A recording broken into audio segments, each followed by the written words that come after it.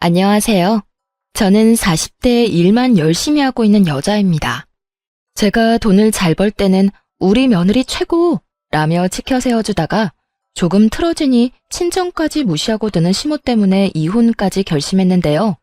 그래서 모종의 사건이 터지기 전까지 나름 결혼 잘했다고 착각까지 했던 저였거든요. 하지만 잘해주는 이유가 오로지 돈 때문이었으니 이 결혼 생활에 큰 회의감을 느끼기도 했죠. 그리고 맡은 일도 제대로 하지 못하는 남편놈에게도 질렸었고요. 도대체 어떤 사연이길래 이혼까지 하게 되었는지 지금부터 시작해 보겠습니다. 끝까지 함께 해주세요. 저와 남편은 결혼한 지 4년 된 부부였고 맞벌이를 하고 있었어요. 남편은 회사원이었고 저는 7년째 운영하는 사업체가 있었죠. 결혼을 하기 전부터 운영하던 사업은 어느 정도 자리를 잡은 상태였기에 고정적인 매출이 있는 상태였고 벌이가 좋은 달엔 남편의 월급 3배를 넘기는 달도 있었어요. 남편은 이런 사실을 시댁에서도 떠들고 다녔고 그 덕에 시모 역시 제가 남편보다 벌이가 좋다는 것을 알게 되었죠. 엄마, 이 사람 이번 달 매출 내 월급 3배 가까이 된다? 정말 대단하지 않아? 얼마나 열심히 하는지 몰라. 내가 정말 배울 점이 많다니까. 그 정도 자리 잡았으면 나태해질 법도 한데 매일 5시 전에는 꼭 일어나서 이것저것 자료 조사하고 하루 일정 체크하고 하여튼 대단해. 3배? 그 정도로 차이가 난단 말이야? 우리 며느리가 대단하네. 여자가 사업하는 것도 대단한데 그 정도로 능력이 좋았단 말이야? 엄마가 몰라봤네. 아니에요, 어머님. 늘 이 정도 매출이 나오는 건 아니고요. 간혹 유난히 매출이 좋은 달에만 이래요. 겸손하기는 다 우리 며느리가 부지런해서 사람들이 알아봐주는 거야. 어찌됐든 우리 아들이 여자 하나는 잘 골라왔어. 이런 능력이 있는 사람이 내 며느리가 되고 말이야. 이렇듯 늘 저에게 좋은 말, 존중해주는 태도로 대해주었고 저 역시 시모에게 잘하려고 애썼어요. 잠잘 시간도 부족한 와중에도 시댁 행사는 단 한 번도 늦거나 빠진 적이 없었고 전화통화도 자주 하려고 노력했죠. 그렇게 저흰 큰 소리 한 번 나는 일 없이 4년째 잘 살고 있었습니다. 평화로운 나날에도 걱정스러운 점이 없었던 건 아니었어요. 저의 걱정은 바로 자녀 계획이었는데요. 아무리 노력해도 자연 임신이 되지 않아 병원 도움이라도 받아야 하나 고민을 하게 되었죠. 여보, 우리 병원에 가볼까? 자연 임신을 할 수 있으면 좋겠지만 아무래도 힘들 것 같아. 그래서 당신만 괜찮다면 병원에 가고 싶은데 어때? 난 좀 망설여지긴 하는데 당신이 원하면 가자. 날짜 정해지면 말해줘. 나도 미리 회사에 쉰다고 해야 하니까. 알겠어. 남편이 싫다고 하면 어쩌나 했는데 생각보다 쉽게 알겠다고 하더라고요. 전 병원을 알아보며 시간을 조정하고 있던 중이었어요. 저희가 병원에 갈 예정이라는 소식을 전해 들은 시모가 연락이 왔더라고요. 여보세요? 어머님. 그래, 아가. 소식 전해 들었다. 이제 임신 준비를 한다고? 네, 이제 슬슬 준비해야 할 것 같아요. 아직 소식이 없어서요. 저희도 나이도 있으니 지금부터 노력하지 않으면 나중에 더 힘들어지지 않을까 싶어서요. 전 당연히 시모가 기뻐할 줄 알았어요. 왜 다들 시댁에선 손주를 기다리지 않나요? 하물며 저흰 결혼하고 4년째 아무 소식도 없었으니 저희가 임신을 준비한다고 하면 당연히 기뻐할 줄 알았는데 그게 아니었습니다. 너희 혹시나 우리 생각해서 임신하려고 하는 거면 그러지 않아도 된다. 요즘같이 좋은 세상에 굳이 꼭 자식이 있을 필요가 있겠니? 그냥 너희끼리 즐기면서 살아도 좋지 않겠어? 아니에요. 일 때문에 정신 없어서 신경을 못 써서 그렇지. 전 딸, 아들 구분 없이 많이 낳고 싶은걸요. 이제 일은 좀 줄이고 아이 낳고 키우는 데 집중하려고요. 내가 너 그럴까봐 자식 낳지 말라는 말이야. 일을 줄이긴 왜 줄이니? 물이 들어올 때 놓쳐야지. 언제까지 네가 그렇게 잘 번다고 장담할 수도 없고 지금 잘 벌릴 때 벌어놔야 할 것 아니야. 그러니까 임신은 더 미루고 일단 돈부터 더 벌어. 제대로 선을 넘는다고 생각했어요. 다른 이유도 아닌 돈 때문에 임신을 하지 말라니. 하물며 저희가 벌어둔 돈이 없는 것도 아니고 다른 문제도 아닌 이세 문제를 이런 식으로 강요하고 나서니 황당하기도 했죠. 그 짧은 순간에 많은 생각을 했습니다. 대꾸해봤자 말만 길어질 테니 그냥 네라고 대답만 하고 한 귀로 듣고 한 귀로 흘려버릴까 하는 생각도 했지만 그건 아니라는 생각이 들었어요. 잠시 귀찮은 걸 피하자고 앞으로 더 귀찮아질 것이 뻔한 선택을 할 수는 없는 노릇이었으니까요. 그래서 시모의 기분이 상하더라도 제 생각을 분명히 전했죠. 어머님, 이 문제는 저희가 알아서 할게요. 다른 문제도 아니고 이세 문제는 저희가 알아서 결정하고 책임지는 게 맞는 것 같아요. 그리고 제가 임신한다고 해서 아예 일을 쉬는 것도 아니고 일을 좀 쉰다고 한들 저희가 굶어 죽는 것도 아니에요. 그러니까 어머님도 이 문제는 저희한테 맡겨주세요, 그냥. 그런 말이 어디 있니? 집안의 어른이 하라고 하면 넌 그냥 시키는 대로 하면 되는 거야. 그리고 네가 쉬면 내 아들이 힘들어질 거 아니니? 내 아들이 힘들어지면 당연히 나한테 주던 용돈도 줄어들 거고. 그리고 애 낳고 키우는데 돈이 얼마나 많이 드는 줄이나 아니? 다 여러 사람 생각해서 하는 말이니 잔말 말고 내 말대로 해. 당시 저희는 돈 관리를 따로 하고 있었는데 제가 알기론 남편은 꽤 큰 금액의 용돈을 시댁에 주고 있었어요. 그런데 제가 임신 준비를 하겠다고 하자 자신에게 주던 용돈이 끊어질까 걱정스러웠던 시모가 불편한 기색을 드러내며 반대하고 나선 것이었죠.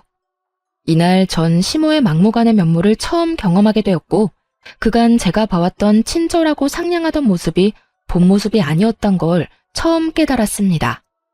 무조건 자신의 말을 따르라는 강압적인 모습에 깜짝 놀라기도 해서 그런 건 저희가 알아서 한다고 말하고 바로 전화를 끊어버렸어요. 그날 저녁 남편이 집으로 돌아와 한 소리를 하더라고요. 당신 우리 엄마한테 그딴 말 한 게 사실이야? 우리 일은 앞으로 상관도 하지 말라고 했다며. 우리 가족 일인데 왜 어머님이 나서냐는 말까지 하면서 말이야. 어떻게 그런 식으로 말할 수가 있어? 우리 엄마는 다 당신 몸 망가지고 일에 지장 있을까봐 걱정되어서 어렵게 꺼낸 말이라고 하는데. 시모는 제가 하지 않은 말까지 덧대어 남편에게 하소연을 한 듯했고 남편은 화가 많이 나 보였어요. 하지만 그 말을 들은 저 역시 화가 많이 났으니 시모의 막무가내 화법을 들먹이며 남편에게 전부 쏟아부어 버렸습니다. 어머님이 그래? 어머님 진짜 다시 봤네. 어떻게 내 말을 그렇게 전할 수가 있어? 난 그저 어머님이 당신 힘들다고 애도 낳지 말고 둘이서 살라고 해서 우리 문제는 우리가 알아서 한다고 했을 뿐이야. 기분 상하셨겠지. 그런데 나 역시 유쾌한 기분은 아니었거든? 어떻게 임신 준비한다는 며느리한테 임신이고 뭐고 돈이나 벌라고 말할 수 있어? 내가 무슨 돈 벌어오는 기계야? 아니잖아. 나도 당신 닮은 내 자식 낳아서 키우고 싶어. 그러면서 나도 행복하게 잘 살고 싶다고. 우리가 돈이 없는 것도 아니고 벌어둔 돈도 있고 내가 못 벌면 당신이 벌 수도 있는 거 아니야? 왜 어머님은 내가 안 벌면 우리가 당장 망할 것처럼 말씀하시는데. 그리고 뭐? 본인 용돈 끊기는 꼴은 절대로 못 본다고? 우리가 어머님 용돈 드리려고 이세 계획도 못 세우는 거야? 그런 말이 아니잖아. 엄마는 그저 우리 걱정돼서 그런 거야. 그걸 당신이 그런 식으로 받아들인 거고. 그런 식으로 받아들인 게 아니라 그런 식으로 어머님이 말한 거야. 어머님이 어떤 식으로 당신한테 나를 모함했는지는 모르겠는데 내 말에 거짓은 조금도 없으니까 믿기 싫으면 믿지 마. 나는 내 말은 듣지도 믿지도 않는 사람한테 이렇다 저렇다 설득하고 싶지도 않으니까. 그게 아니잖아. 내가 당신 말을 못 믿는다는 게 아니야. 그냥 나는 우리 엄마가 그런 말까지 들었다는 게 서운하고 속상했다는 말을 하는 거야. 그러니까 내가 당신을 못 믿는다고 생각하지 말아줘. 당신이 기분 나빴다면 내가 사과할게. 내 입장에선 충분히 그렇게 말할 수밖에 없었어. 어머님이 나한테 그런 식으로 말하는데 내가 무슨 말을 할 수가 있었겠어? 알겠네요. 어머님 말씀대로 아기는 생각지도 않고 평생 돈만 벌면서 살겠습니다. 이렇게 말할 수는 없잖아. 그래서 난 우리 문제는 우리가 알아서 하겠다고 한 것뿐이야. 당신이 속상했다고 하면 나도 미안한데 이세 문제에 어머님이 간섭하는 일은 없었으면 해. 알겠어. 충분히 이해했고 이해도 하는데 일단 엄마 기분이 많이 상했고 나도 이런 기분에서 임신 준비하는 건 아닌 것 같아. 당신도 그런 상태에서 임신 준비하고 싶진 않을 거 아니야. 일단 좀 미루자. 적당한 때가 있겠지. 언성까지 높이며 대화를 나눈 결과 말도 안 되는 오해가 풀리기는 했지만 남편은 시모에게 단단히 교육을 받았는지 임신 준비는 미루자고 하더라고요. 저 역시 그런 두 사람의 모습을 보고 있으니 이세 욕심이 전부 사라지고 오히려 잘 됐다는 생각마저 들었어요. 이렇게 반대하는 환경에서 덜컥 임신이라도 하는 날엔 그 나날들이 얼마나 고단할지 굳이 길게 생각해보지 않아도 뻔했으니까요. 이세 문제는 일단락되었고 저는 다시 일을 하며 지내고 있었어요. 그런데 남편이 갑자기 말도 안 되는 통보를 해오더라고요. 여보, 나 회사 그만뒀어. 뭐? 이미 그만뒀다고? 그걸 왜 이제 말해? 왜? 회사에서 무슨 일 있었어? 아니, 그냥 문득 내가 회사에서 도대체 뭘 하고 있나 싶더라고. 지겹기도 하고 꿈도 미래도 없다는 생각도 들고 말이야. 철이 없어도 어쩌면 이렇게도 없나 싶었어요. 생각이 없어 보이기도 했고요. 어떻게 그런 말도 안 되는 이유로 상의도 없이 회사를 덜컥 그만둘 수가 있는지 그 책임감이라곤 없는 행동에 기가 차서 헛웃음이 다 나더라고요. 아니, 그게 회사를 그만둘 이유가 된다고 생각해? 그리고 그렇게 큰일은 나한테 상의 정도는 했어야지. 혼자 다 결정하고 다 저지르고 나한테 통보하듯이 말하면 난 어떻게 받아들여야 해? 그 점은 미안하게 생각해. 그런데 마음먹었을 때 저지르지 않으면 또 흐지부지 그렇게 의미 없이 살 것 같아서 그랬어. 아, 다 됐고. 그래서 앞으로 어떻게 하고 싶은데 생각이 있으니까 회사까지 그만뒀을 거 아니야. 이왕 저질러버린 일 주워 담을 수도 없는 노릇이고 이제부터가 더 중요하다는 생각이 들었어요. 그래서 남편의 계획을 물어봤고 제 눈치를 보던 남편의 입에서 생각지도 못한 말이 흘러나오더라고요. 그게 당신 회사 체인점 있잖아. 그거 하나 운영해보려고. 가게 자리도 다 알아봤고 당신이 승인만 해주면 다 끝나. 뭐라고? 체인점? 당신은 장사가 쉬운 줄 알아? 절대 아니야. 물론 당신은 내가 도와줄 거니까 다른 사장님들보단 수월하게 시작할 순 있겠지. 그런데 시작한다고 다 잘 되는 거 아니야. 사장님들 새벽에 일어나서 새벽에 집에 들어가셔. 그만큼 노력해도 잘 안 될 수도 있는 게 장사라고. 그것뿐인 줄 알아? 당신 하나 잘못하면 다른 사장님들도 싸잡아서 욕먹고 힘들어지는 게 우리 일이야. 그게 체인점이라고. 나도 알아. 나도 잘 알고 있다고. 나도 열심히 할 자신 있고 잘 해낼 자신 있으니까 이렇게까지 일을 벌이지 않았겠어? 당신은 응원은 못 해줄 마당에 꼭 이렇게까지 초를 쳐야겠어? 그리고 당신은 잘하는 사업 나는 왜 못하는데? 하물며 내가 당신처럼 본사 일을 하겠다는 것도 아니고 그깟 체인점 좀 내겠다는데 그것도 이렇게 미덥지 않아 할 만큼 당신한텐 내가 모자란 남자였어? 그런 말이 아니잖아. 당신 모자라고 부족하다는 말이 아니야. 그러면 됐네. 준비해야 하는 서류 빼먹지 않고 제출할 테니까 당신은 승인이나 해. 가게도 내가 알아서 얻고 다 할 테니까 당신은 상관하지 말라고. 어머님은 아셔? 당신 지금 이런 계획인 거 어머님은 아시냐고. 다른 것도 아닌 돈벌이에 대해서 그렇게 예민하게 굴던 시모이니 이 사태를 알면 모르긴 몰라도 저와 함께 반대해 줄 거라 믿었는데 참 제가 바보였더라고요. 오, 알아. 엄마가 먼저 가게 해볼 생각 없냐고 했거든? 우리 엄마가 당신도 하는데 나는 왜 못하냐고 하더라. 장사하다가 잘 된다 싶으면 독립해서 당신처럼 사업이나 크게 해보라고도 했고 말이야.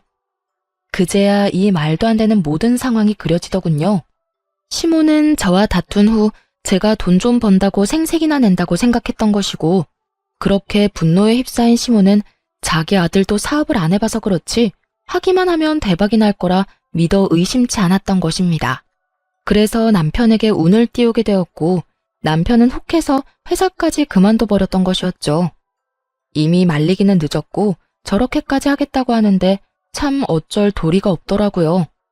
그래서 전 남편이 하고 싶은 대로 두기로 했고 결국 남편은 대출까지 내서 가게를 차리게 되었어요. 처음에는 남편의 가게도 꽤 잘 되는 듯 했어요. 남편과 시모는 저에게 의기양양한 모습을 보이며 건방을 떨었고, 전 그런 모습을 보며 불안해지기 시작했죠. 속된 말로 개업발이라고 들어보셨죠? 왜, 장사라는 게 그렇잖아요. 처음 가게 문을 열면 지인들도 많이 오고 행사도 많이 하니 궁금해서 오는 사람들도 있기도 하고요. 그래서 순간적으로 매출이 좋은 것처럼 보이지만 그 거품이 사라지고 나면 그때부터가 정말 시작인데 두 사람은 그런 사실을 전혀 모르는 눈치였어요. 이거 봐. 내가 잘 될 거라고 했지? 사람 바글바글한 거 좀 봐라. 그러니까 말이다. 넌 다 좋은데 네가 좀 번다고 네 남편을 너무 무시하는 경향이 있어. 두고 봐라. 내 아들이 네가 관리하는 체인점 중에 매출 1위 하는 거 시간 문제일 테니까. 저도 그랬으면 참 좋겠네요. 당신, 그런데 여기 지금 당신 지인밖에 안 보여. 당신이 계속 지인 장사만 할 것도 아니고 단골 손님도 만들어야 하고 신규 손님도 만들어야 하니까 제발 잘 좀 연구해봐. 아, 진짜. 나도 그 정도는 알아. 그러니까 당신은 그 입 좀 다물어. 자꾸 초치는 말만 하지 말란 말이야. 그 순간 그 어떤 말도 하고 싶지도 않더라고요. 걱정해서 우러나온 제 호의의 말을 그저 초친다고 치부하는 남편에게 더는 아무 말도 하지 않았고, 남편의 가게는 저의 예상보다 더 빨리 하락세를 맞고 있었습니다. 그저 가게를 열기만 하면 돈을 쓸어모을 것이라 믿어 의심치 않았던 남편의 안일한 운영에서 비롯된 당연하고도 참담한 결과였죠. 그런 와중에도 남편은 반성 따윈 하지 않고 지인들만 믿으며 여전히 가게를 방치하고 있더라고요. 심지어 어느 달부턴 납품한 물품 대금조차 지급하지 못하고 있었고요. 제 사비로 메꿔주는 것도 한두 번이지. 결국 이대로 안 되겠다고 생각하게 된 저는 결국 남편에게 입을 열었어요. 당신 가게 어쩔 거야? 가게 왜? 무슨 일 있어? 무슨 일이 없다고 생각하는 거야, 지금? 당신 적자도 그런 적자가 없는 심각한 상황이잖아. 물품 대금도 결제 못하면서 무슨 일 있냐고? 내가 내준 것만 해도 4번이야. 알고는 있어? 아, 알고 있어. 그까지 대금 얼마나 한다고 이래? 내가 다른 사람도 아니고 남편인데 그 정도는 당신이 감당해 줄 수 있는 거 아니야? 당신이 사장이잖아. 사장이라고 회사 돈 막 쓰는 줄 알아? 그런 게 횡령이라는 거야. 알아? 당신 대금 내 사비로 다 냈고 나한테도 부담스러운 금액이야. 그러니까 당신도 이제 결정을 내려. 결정? 무슨 결정? 좋은 경험했다고 생각하고 가게를 접던가 아니면 지금 가지고 있는 마인드를 다 버리거나. 당신 지금처럼 가게 운영했다간 집안 말아먹는 거 시간 문제야. 그러니까 둘 중에 결정해. 어떻게 할 거야? 남편의 입장에서 제 말이 기분 나쁠 수도 있다는 거 충분히 이해합니다. 하지만 제가 오죽했으면 이런 말까지 했을까요? 저도 수없이 고민하다 꺼낸 이야기인데 남편은 귓등으로도 듣지 않고 화를 버럭 내며 이렇게 말하더라고요. 내 일이야, 내 가게고. 당신이 상관할 바가 아니라고. 죽이 되든 밥이 되든 내가 다 알아서 잘할 거니까 당신은 상관하지 마. 나도 그랬으면 좋겠지만 그렇게는 못해. 당신이 말했다시피 내가 본사 대표고 당신은 내가 관리해야 하는 점주야. 당신 하나 망하는 거 아무런 상관없어. 그런데 당신이 매장 관리를 그따위로 해서 매장 이미지가 무너지는 건 절대 안 돼. 그건 죽을 만큼 노력하는 다른 사장님들한테도 피해가 되는 일이니까. 그러니까 계속 하고 싶으면 당신도 죽을 만큼 노력해. 공든 탑, 당신이 한 번에 무너뜨리지 말란 말이야. 알겠어? 알겠어, 알겠다고. 그러니까 그 잘난 척 좀 그만해. 듣기 싫어 죽겠어, 아주. 내가 다 알아서 해. 그래, 알겠어. 당신이 다 알아서 한다니까 하는 말인데 앞으로 내 사비로 당신 도와주는 일은 없을 거야. 당장 다음 달부터 대금 밀리면 봐주는 거 없이 경고니까 알아서 해. 경고 3번이면 가게 빼야 하는 거 알지? 난 분명 말했다. 남편은 그런 저의 말을 따라하며 조롱까지 했고 전 그런 남편을 보며 실망감과 함께 우리의 끝이 다가오고 있다는 것을 어렴풋이 느끼게 되었습니다. 그렇게 남편과 저의 사이는 걷잡을 수 없이 멀어져 갔고 저 역시 상황이 점점 어려워졌어요. 일은 일대로, 가정은 가정대로 힘이 드는 상태이니 제 사업에도 적신호가 들어오기 시작했어요. 적신호의 가장 큰 원인이 되었던 건 다름 아닌 남편의 매장이었는데 매장 운영을 개판으로 하니 그 평판이 바닥에 떨어져 버린 것이었죠. 그 피해는 다른 매장까지 옮겨가게 되었고 그 결과가 고스란히 회사 매출로 온 것이었죠. 결국 전 남편에게 전화를 걸어 화를 내게 되었고 남편은 그제야 상황의 심각성을 받아들이는 듯 했어요. 당신 진짜 이런 식으로 할 거면 간판 내려. 당신 때문에 지금 줄줄이 다 문 닫게 생겼다고. 거기엔 나도 포함이고. 그리고 메뉴 레시피를 당신 마음대로 바꾸면 어쩌자는 거야? 왜 당신 지점만 별점이 이렇게 낮냐고. 아니 그리고 도대체 직원 교육을 어떻게 했길래 직원이 손님한테 인사도 안 하고 계산도 해주지 않는다는 말이 나와? 그것뿐인 줄 알아? 위생관리도 지적 나오고 있어. 테이블 끈적거리고 식기도 더럽다고 하는데 누가 그런 식당에 가고 싶겠어? 지금 난리가 났으니까 이딴 식으로 할 거면 간판 내리고 다른 일 해. 알겠어? 알겠어. 지금 바로 매장 가서 직원 교육할게. 아니, 지금 당신 매장에 없어? 이 난리통에 당신은 어디에 있는 건데? 이따위로 하려고 회사까지 그만두고 가게 연 거야? 도대체 당신은 무슨 생각을 가지고 사는 거야? 말했지. 당신 하나 망하는 건 아무 상관도 없다고. 빨리 이 사태 해결해. 나 진짜 가만 안 있어. 엄마랑 밥 먹는다고 잠시 나왔던 것뿐이야. 지금 다 먹어가니까 얼른 들어가 볼게. 지금 본인 때문에 다른 사장님들은 피눈물을 흘리게 생겼는데 정작 당사자인 남편놈은 한가하게 외식이나 하고 있다는 말을 듣는데 정말 욕을 퍼부어주고 싶은 심정이었어요. 어쩌면 둘 다 책임감이라곤 찾아볼 수도 없을 뿐더러 생각조차 없어 보이는 남편놈을 보며 머리는 왜 달고 다니는 것인지 궁금해질 지경이었어요. 그 후 남편은 모든 제 말이 진심이라는 것을 그제야 깨달은 것인지 가게에 신경을 쓰는 듯 하더라고요. 남편 가게에서만 새어나오던 나쁜 소식들도 점점 줄어들기 시작했고 전 그런 남편을 주시하며 바닥이 된 인식을 다시 끌어올리기 위해 노력하고 있었어요. 그것만 해도 정신없이 바쁜데 시모까지 나서기 시작하더군요. 남편이 생활이 힘들어지자 시모의 용돈을 주지 않고 있었는데 그 용돈을 저에게 요구하기 시작한 것이었죠. 예, 바쁘니? 아시다시피 정신없긴 하네요. 무슨 일 있으세요? 바쁘다고 하니 나도 본론만 하마. 나 용돈 좀 다오. 우리 아들이 늘 용돈을 줘서 생활이 가능했었는데 그 용돈이 끊기니 내가 생활이 안 되고 있어. 그러니 어쩌겠니? 너라도 줘야 하지 않겠어? 며느리도 자식이잖니. 지금 남편과 제가 어떤 상황인지 뻔히 다 아는 사람이 용돈이나 달라고 하고 있으니 정말 10원짜리 욕이 다 나올 지경이었어요. 어쩌면 사람이 저리도 뻔뻔하고 양심이 없을 수가 있는 것인지 어떤 면에선 참 대단하다 싶더라고요. 어머님, 저도 요즘 힘들어요. 그 일 때문에 다른 매장에도 피해가 이만저만이 아니었고 그 덕에 회사 전체 매출이 뚝 떨어졌다고요.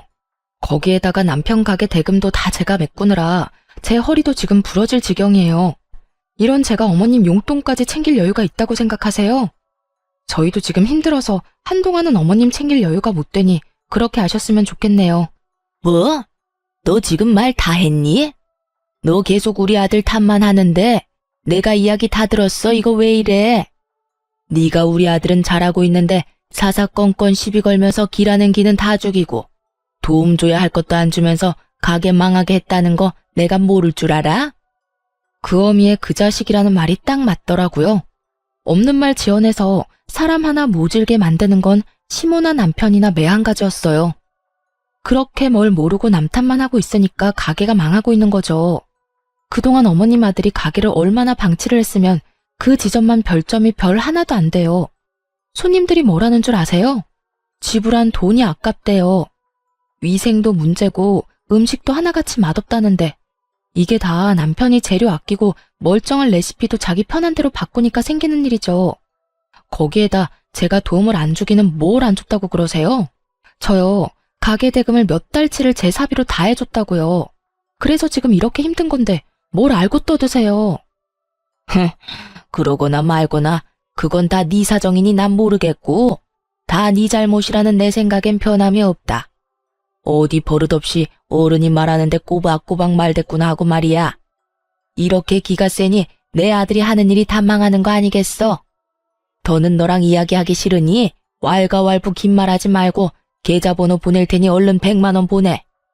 시모는 전화를 끊어버렸고 저는 당연히 용돈을 보내지 않았을 뿐더러 모든 연락을 피해버렸습니다.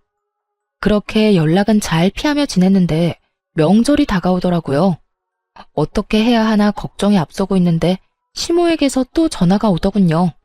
다른 때 같았다면 그냥 무시했겠지만 명절을 앞두고 있기도 하고 도대체 무슨 말을 하고 싶어 이리도 연락이 오나 싶어 전화를 받게 되었습니다. 예, 명절에 집에 올 때 여분 옷 많이 가지고 오거라. 네? 하루 자고 오는데 옷은 왜요? 이번엔 하루 말고 우리 집에서 명절 끝날 때까지 있다가 가려무나. 내가 몸이 안 좋아서 네가 오면 이것저것 해야 할 게 많아. 그리고 명절 연휴 딱 맞춰서 오지 말고 그 전날에 와서 집 싹 대청소도 하고 음식 준비하거라. 그리고 명절 마지막 날에도 집에 기름 냄새 안 남게 대청소 한 번 더 하고 가고 또 이불 빨래도 싹 해야 한다. 세탁기 돌릴 생각 말고 발로 팍팍 밟아서 빨면 되니 짧은 옷 챙겨오거라. 다른 건 집에 오면 알려줄 테니 옷이나 잘 챙겨와. 괜히 옷 없다는 핑계 대면서 집에 간다고 할까봐 미리 하는 이야기야. 어머님, 청소 빨래 다 좋은데요. 그러면 저는 친정은 언제 가요? 명절인데 저도 친정은 가야 할 거 아니에요. 친정? 안 가면 되지 않니? 굳이 명절에 친정에 가야 하니? 그냥 전화나 한 통 해주려무나. 그러면 되지 않았니? 차 밀려 왔다 갔다 기름값 써야 해. 여러모로 낭비 아니니? 요즘 회사 사정도 안 좋다면서 왜 길거리에 돈 벌어가면서 몸을 피곤하게 만드니? 그리고 사돈도 너 안 오는 게 더 편하고 좋은 거다. 웃기지도 않더라고요. 지난 4년간 차례만 지내고 나면 친정에서 기다린다며 등까지 떠밀며 보낸 사람이 시모인데 저딴 말을 당연하다는 듯 짓거리고 있으니 어이가 없기도 했고요. 더 어이가 없는 게 뭔지 아세요? 옆에서 전화통화를 듣고 있던 남편놈이 시모 말이 다 옳다는 양 고개를 세차게 흔들고 있는 모습이었어요. 아무리 상황이 많이 다르다고 한들 이토록 잘 됐다 싶어 저를 못 잡아먹어 안달인 사람들을 보며 더는 결혼 생활을 유지할 필요가 없다고 생각했죠. 그만큼 이 말도 안 되는 대우에 화가 나 있었고 이대로 당하고만 있지 않기로 결심했어요. 시모가 시댁으로 오라던 날이 다가왔고 저는 일이 있으니 남편에게 먼저 가 있으라며 남편을 먼저 시댁으로 보내버렸죠. 그리고 저는 친정으로 와버렸고요. 그렇게 부모님과 시간을 보내며 있는데 저녁 때가 되자 남편에게 전화가 오더라고요. 당신 어디야? 가게에 큰일 생겼어? 안 오고 뭐해? 남편의 목소리는 조금 화가 난 듯했고 저는 그런 남편에게 아주 태연한 목소리로 대답했어요. 나 여기 친정인데 왜? 뭐 친정? 지금 왜라는 말이 나와? 오늘 우리 집에 와서 빨래랑 청소해준다고 했었다며. 그런 사람이 지금 친정엔 왜 가 있는 거야? 우리 집에 내가 와 있는 게 그렇게 놀랄 일이야? 이렇게 화낼 일이냐고. 아, 청소랑 빨래 때문이야? 그건 당신이 해야지. 당신 부모님이 지내는 집이고 당신 부모님이 깔고 덮는 이불인데 나보단 당신이 해야 하는 게 더 맞지 않아? 너 진짜 왜 이래? 머리라도 다친 거야? 당장 못 와. 명절이 코앞인데 며느리가 시댁에 와야지. 친정에 가 있으면 어쩌자는 거야? 어쩌긴 어째. 각자 집에서 명절 보내면 되지. 어머님이 이런 말을 하더라고. 친정에는 안 가도 된다. 차도 밀리고 왔다 갔다 기름값 낭비라고. 들어보니 맞더라고. 요즘 당신 덕분에 회사 사정도 안 좋은데 내가 굳이 기름값까지 버려가며 시댁 가서 몸고생 마음고생 할 필요가 없겠더라고. 그래서 그냥 바로 친정에 왔어. 난 여기서 좀 쉴 테니까 당신 엄마한테 말 좀 전해줄래? 명절 당일에 안부 전화 드릴 테니까 그때 통화하자고. 그러면 끊자. 야, 아니, 당신 지금 좀 흥분한 것 같은데. 오늘은 친정에서 쉬고 내일은 꼭 와. 알겠어? 내일은 와서 음식 준비해야 할 거 아니야. 오늘은 내가 당신 바쁘다고 해줄 테니까 내일은 꼭 오란 말이야. 코웃음을 치며 전화를 끊자마자 전원을 꺼버렸습니다. 처음엔 저를 어떻게 해서든 시댁에 보내려던 친정 부모님도 남편과의 통화를 듣고는 그냥 편히 쉬라고 하시더라고요. 제가 간단히 자초지경을 설명하기도 했고요. 그렇게 오랜만에 부모님과 편안한 시간을 보냈어요. 다음 날이 되었고 점심시간이 지나자 애가 탄 남편이 친정으로 찾아왔더라고요. 무례하게 처가 식구들에게 인사도 하지 않은 채 그저 제 손을 막무가내로 잡아 끌며 똑같은 말만 반복하고 있었죠. 당신 진짜 왜 이래? 자세한 이야기는 가면서 하고 얼른 나와. 남편은 언성을 높이며 닥달했고 저는 남편의 손을 거칠게 뿌리치며 말했습니다. 도대체 왜 그러냐고? 그걸 몰라서 물어? 내가 호구짓이나 하려고 결혼한 줄 알아? 용돈 달라고 해서 안 줬더니 뭐? 이불 빨래 대청소 음식까지 다 하라고? 내가 왜 내가 다 해야 하는데? 그까지 집안일 좀 하면 큰일 나? 우리 엄마 나이도 있고 해서 힘드니까 당신한테 좀 해달라고 하는 거 아니야. 그깟 집안일? 해드릴 수 있지 왜 못하겠어. 그런데 어머님 심보가 고약하잖아. 돈 받아갈 때는 그깟 집안일 뭐가 힘드냐고 혼자 할 수 있다던 분이 이제는 못한다는 그 심보가 뭔데? 나 싫고 미우니까 시집살이 시키겠다 이거 아니야. 그리고 당신 엄마 용돈은 당신이 챙겨주기로 한 거였잖아. 그런데 왜 나한테 이 난리냐고. 그게 끝인 줄 알아? 친정엔 전화나 한 통 해주라고? 그걸 말이라고 해? 나도 귀하디 귀한 외동딸이야. 내가 그딴 취급이나 받자고 당신한테 시집간 거 아니거든? 지금도 그래. 당신 우리 부모님한테 인사는 했니? 나한테 그런 소리 듣게 만들어서 미안하다는 말은 했어. 지금도 그저 일 시킬 생각뿐이잖아. 당신 같으면 가고 싶겠어? 당신 같으면 제 발로 그딴 취급 받으러 가고 싶겠냐고. 당신 진짜 말 웃기게 한다. 우리 엄마 돈 때문에 사람 괴롭히고 그런 사람 아니거든? 그리고 내가 요즘 힘들어서 용돈 못 드리면 당신이라도 좀 주면 되지. 엄마가 힘들어서 당신한테 용돈 좀 달라고 부탁했는데 당신이 거짓 취급하면서 안 된다고 했다며. 그게 며느리가 할 짓이야? 그냥 좋게 힘들어서 안 된다고 하면 될 걸 거짓 취급이 뭐야? 그날 당신한테 그런 취급당하고 엄마가 화병 나서 몸져 누웠다고 하시더라. 그날 이후 몸이 계속 안 좋아서 이번 명절에 당신한테 일 좀 하라고 한 거고. 이게 다 당신 때문인데 당신은 그 정도도 못해줘? 꼭 이렇게까지 굴어서 일을 키워야겠냐고. 끼고 있네. 내가 거짓 취급을 했다고? 당신은 그 말을 그대로 믿는 거야? 그러면 아니야. 우리 엄마가 뭐 거짓말이라도 했다고? 얼마나 서로 끈끈한지 아무리 아니라고 말해봤자 제 말은 절대 믿지 못하는 남편이었죠. 아들한테 거짓으로 선동하고 세뇌하는 엄마라니. 더 말해봤자 지치고 제 입만 아픈 걸 알지만 그래도 마지막으로 사실 확인을 시켜줬어요.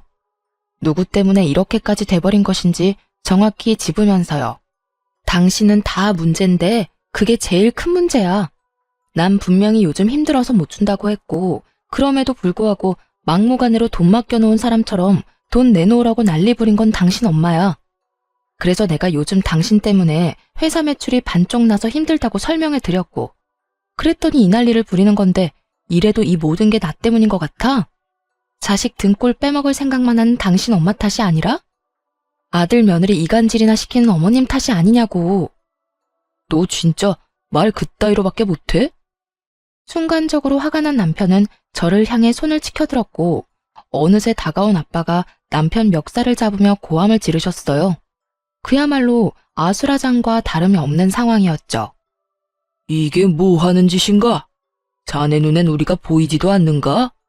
어떻게 우리가 버젓이 보고 있는데 어딜 손을 대려고? 부부싸움 할 수도 있다고 생각해서 지켜만 보고 있었는데 이건 아니지. 그리고 우리 딸이 뭐가 그리 모자라서 자네 집에서 내 딸을 그딴 취급을 하냔 말이야. 장인어른, 그게 아닙니다. 이건 제가 순간적으로 화가 나서 죄송합니다.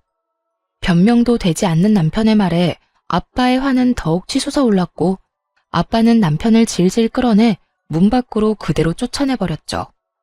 죄송이고 나발이고 더는 너 같은 인간한테 내 딸 못 맡기니 당장 썩 꺼져. 남편은 처음 보는 아빠의 모습에 겁을 먹은 것인지 아무 말도 하지 않고 꽁지 빠지게 도망을 치더라고요. 그걸로 끝이겠지 했는데 그 대단한 시몬은 본인이 화낼 자격이나 된다고 생각했는지 얼굴을 잔뜩 찌푸린 채로 남편을 앞세워 찾아왔더군요. 남편은 안절부절 못하며 눈치를 살피느라 바쁜 반면에 시모는 당당하기가 하늘을 찌르고 있었죠. 시모 역시 인사도 하지 않은 채 따지기 시작하는데 화난 부모님도 혀를 내두를 지경이었어요. 너 진짜 이렇게까지 엉망이 내었니? 어른 말도 무시해도 정도가 있는 거지. 어떻게 이렇게까지 무시를 할 수가 있어?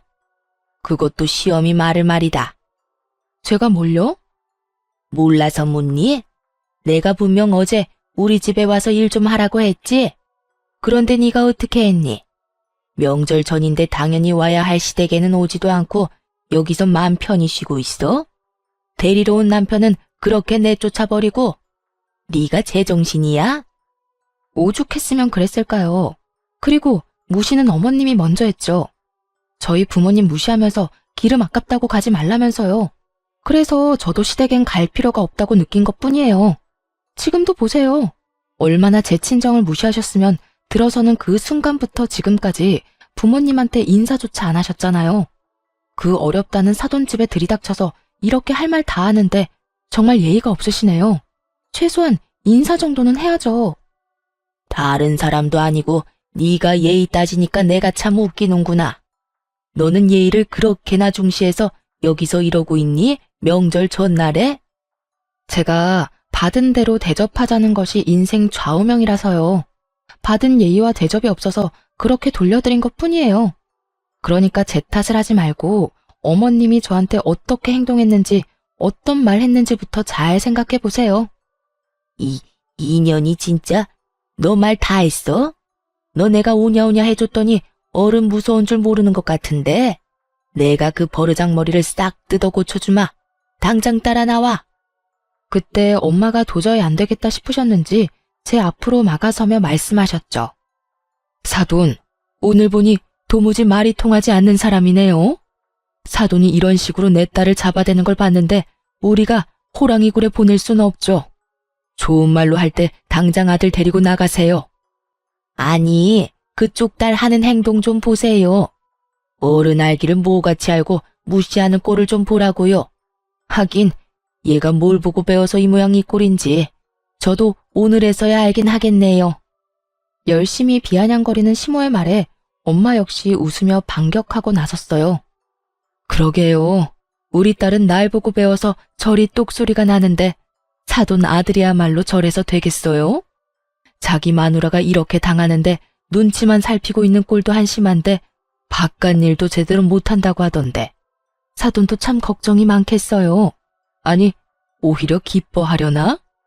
그따위로 무능하게 사니 거울 보는 것 같아 기쁘실 수도 있겠어요, 사돈.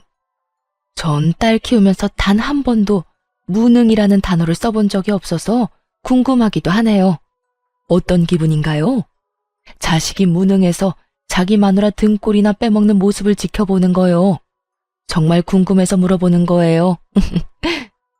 시모는 터질 것 같은 얼굴로 노려보기만 할 뿐 더 이상 말을 꺼내지 못하더라고요. 엄마가 이렇게까지 나올 거라 생각 못했나 봐요.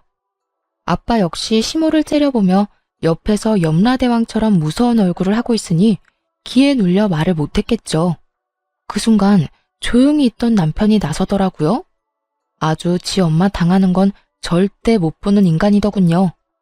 남편이 뒤늦게 말리기 시작했지만 소용없는 짓이었죠. 두 분 다 그만하시고 제가 다 잘못했어요. 제가 다 잘못했으니 제발 그만 좀 싸우세요. 네가 뭘 잘못했다고 그래? 엄마 좀 그만해. 이러려고 나한테 여기 오자고 한 거야? 엄마가 계속 이러면 곤란해지는 건 나란 걸 왜 몰라.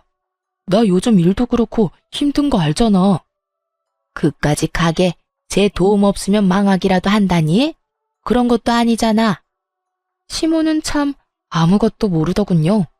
제 도움이 없다면 망하기 일보 직전이라는 사실을 전혀 모르는 눈치였고 당황한 남편은 급하게 시모의 입을 막기 시작했죠. 자네 가만히 있어 보게. 자네 엄마가 할 말이 많으신 듯한데 어디까지 하나 드러나 보세. 그리고 자네는 좀 이따가 나랑 이야기 좀 하고. 시모는 아빠의 말이 끝나자마자 손에 닿는 모든 물건을 내팽겨치며 난동을 부리더군요. 사돈한테 감히 네가 뭔데 내 아들한테 이래라 저래라 하냐면서요. 부모님이 욕을 한 것도 아니었고 나쁘게 이야기한 것도 아니었는데 갑자기 개거품을 물며 달려드니 대체 어느 부분에서 버튼이 눌렸는지 몰라서 황당했어요. 야, 니네가 뭔데 내 아들한테 명령질이야? 가만 보니 지금껏 쌍으로 내 아들 겁주고 괴롭혔지? 안 봐도 비디오지. 불쌍한 내 아들만 찍소리 못하고 당하고 살았겠지. 하여튼 인연이 문제야. 여자 하나 잘못 들어와 우리 아들 기나 꺾고 말이야. 아들, 당장 전현이랑 이혼해. 내가 너 가만 안 둬. 살다 이런 여자는 또 처음 보네. 어디 망상에 빠져 생사람 잡는 것도 모자라서 목소리는 왜 이렇게 큰지. 목소리만 크면 지가 이기는 건 줄 아나? 이 여자가 진짜 못하는 말이 없어. 이 여편네 기차 화통을 삶아 먹었나? 기 꼬막 터지겠네. 내가 뭘 겁을 줘? 사위가 내 딸과 잘 지내질 못하니 부모로서 교육 좀 하려는 건데. 당신이 치마폭에 감싸는 모습을 보아하니 그쪽 아들이 왜 저렇게 컸는지 눈에 훤히 보이는군. 도저히 말로 이길 수 없었던 시모는 멱살이라도 잡을 요량으로 엄마에게 달려들었고 아빠가 그 손을 확 낚아채 현관 밖으로 밀어버렸죠. 고꾸라진 시모를 남편이 부축한다고 밖으로 나갔을 때 엄마가 현관문을 확 닫아버리고 불청객을 쫓아내는 데 성공했어요. 문은 굳게 닫혀버렸고 화가 잔뜩 난 시모가 문을 쾅쾅 두드리며 욕을 해대더군요. 남편은 그런 시모를 말리고 있었고요. 야, 너네 내가 진짜 가만 안 둬? 감히 날 이딴 취급을 해? 내가 네 딸 이혼녀 만들 거야. 내 아들하고 확 이혼시켜버릴 거라고. 각오해. 내가 무슨 수를 써서라도 이혼시킬 거니까. 엄마, 제발 그만 좀 해. 이혼은 무슨 이혼이야? 나는 이혼할 생각도 없는데 엄마가 왜 나서서 그런 말까지 하냐고. 제발 그냥 좀 가자, 제발. 이 녀석아 이거 못 놔? 지금 엄마가 당한 거 보고도 그냥 가자는 말이 나와. 문 열어. 문 열라고. 내 이것들 가만두지 않을 거야. 문 열어. 시모는 계속 난동을 부려댔고 결국 이웃의 신고로 경찰이 도착했더군요. 웃긴 건 경찰차를 먼저 봤는지 둘은 이미 도망가고 없더라고요. 그 후 저는 친정에서 지내며 이혼을 진행하게 되었어요. 더는 정도 남아있지 않았고 같이 살 이유조차 없었으니까요. 워낙 시댁에서 저지른 것이 많았던 터라 이혼은 순조롭게 진행되었어요. 물론 모든 것이 저에게 유리하게 진행되었고 소송 결과 역시 제가 원하는 조건으로 이혼을 하게 되었습니다. 결정적으로 친정의 시모가 도착할 때부터 엄마가 휴대폰 녹음을 하고 있었던 게 아주 큰 역할을 했었죠. 이혼 후 전 남편은 저의 도움이 모두 끊기자 한 달도 버티지 못하고 폭삭 망해 문을 닫게 되었어요. 아무래도 위자료에 대출금 틀어막느라 정신이 없었던 전 남편은 급하게 가게 보증금이라도 건진 모양이에요. 그리고 계속해봤자 동네 평점도 나쁜 상태에서 대출금 이자만 다달이 나갔을 거예요. 최근에 그 지점 매니저였던 직원에게 들었는데 전 남편 결국 신용불량자가 돼서 일했다가 그만둔 직원들한테 찾아가 돈 빌리고 다닌다고 하더군요. 절대 빌려주지 말라고 말했더니 직원들도 딱히 도와주고 싶은 마음도 없었는지 한 명도 빌려주지 않았다고 해요. 평소에 얼마나 행실이 안 좋았으면 어려울 때 도와줄 사람 하나 없는 건지. 하긴 평소에 잘했으면 예전 회사 경력을 살려 다른 회사에 다시 취업이 될 수도 있었을 텐데 나이 많은 전 남편을 아무도 받아주질 않았던 모양이에요. 회사 입장에서도 차라리 신규 직원을 뽑으면 뽑았지 경력만 있고 그렇다 할 포트폴리오도 없는 무능력한 전 남편을 저 같아도 뽑지 않을 것 같긴 해요. 결국 경력만 믿고 호기롭게 그만뒀던 전 남편은 가게도 망하고 말 그대로 낙동강 오리알 신세가 되어버렸죠. 전 시무는 그런 아들 꼴을 지켜보며 정말 화병이 생겨 자리 깔고 몸져 누워버렸다는 소식도 들을 수 있었고요. 저는 여전히 회사를 운영하며 잘 지내고 있습니다. 전 남편이 실추시킨 프랜차이즈 이미지를 다시 제자리로 돌려놓느라 많은 시간과 노력이 필요했지만 새로운 메뉴 출시와 파격적인 이벤트로 매출을 올리는데 성공했죠. 다시 제자리를 잡아가고 있어요. 오늘 이 사연을 마지막으로 과거는 잊고 새로운 마음가짐으로 살아보려고 해요. 앞으로 행복하게 잘 살 수 있도록 더 열심히 살아가 보려고요. 다들 응원해 주실 거죠? 그러면 저는 물러가 보겠습니다. 지금까지 저의 긴 사연 함께 해주셔서 감사합니다. 행복하세요.